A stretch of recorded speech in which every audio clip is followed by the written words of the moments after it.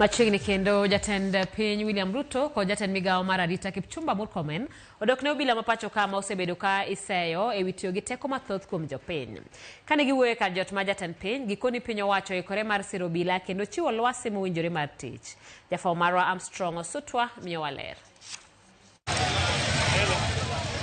E kinde ma obila medo yudo siem ka ichudogi kod tiyo gi teko mathoth kuom jopiny, jodito e sirkal to ni kod paro mopogore. Jotelo mopogore opogore sani koro dok ne obila kendo gisiro gi lwedo ariyo tije ma gisebedo ka gitimo e pacho ka mangima. Jatend migawo mar arita Kipchumba Murkomen ne otelo ne kweth mane ogolo poch ne obila ka owacho ni kata obedo ni lwasi mar siasa pacho ka osebedo matek, obila go osebedo gi luor ne jopiny kaachiel kod josiasa, kendo ni tich makama oseketo gi e thuolo manyime kaka obila maber mogik e kind pinje Afrika. Kenya is the country that has the most difficult political environment to operate as a police officer. Political and constitutional. On one hand, the police are extremely constricted on what they can do and not do when it comes to managing public and making sure there is law and order.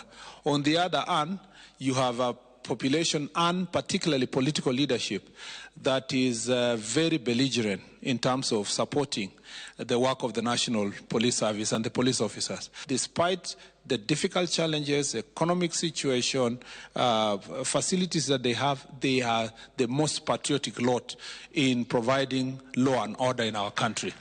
Murkomen bende ne osiemo wang' rawere mag Gen Z machano dhi e ndara ka wacho ni gionge gi ratiro wi weche mag iwago.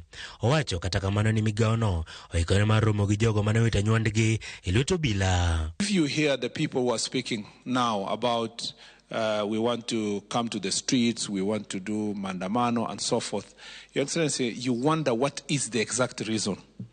You look at the reasons that have been provided. There have been situations where, unfortunately, in the course of this providing law and order, one or two unfortunate incidents have happened, and the law has been able to take its course.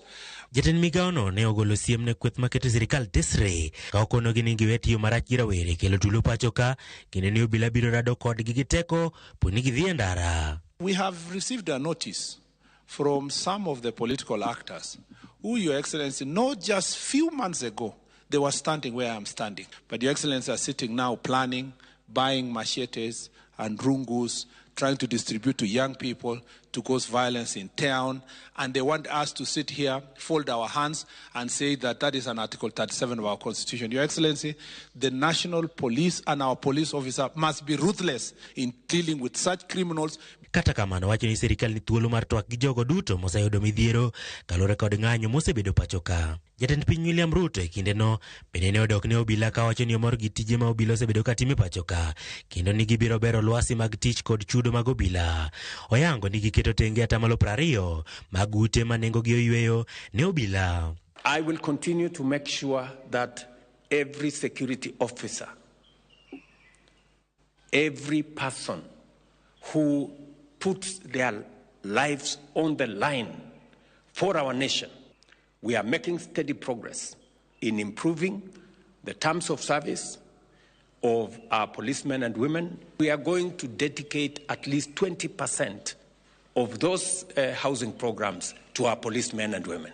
Jatapinyo yango ni bedo obila mapacho ka e piny Haiti mar keto kwe en ranyisi ni obila mapacho ka ni kod luor kendo ni piny Kenya ikore mar rito obila kod familia margi. What our policemen and women have done in Haiti, for example. Kenya was chosen amongst many nations because we have a professional police service. Armstrong Osutwa, Ramogi TV.